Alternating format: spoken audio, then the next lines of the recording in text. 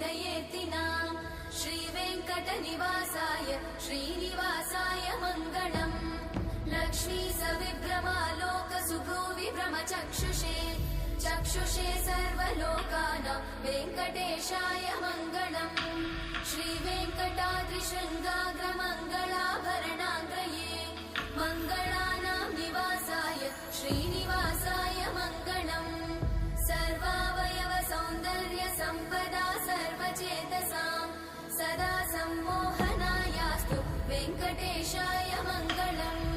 नित्याय निरवध्याय सत्यानन्दचिदात्मने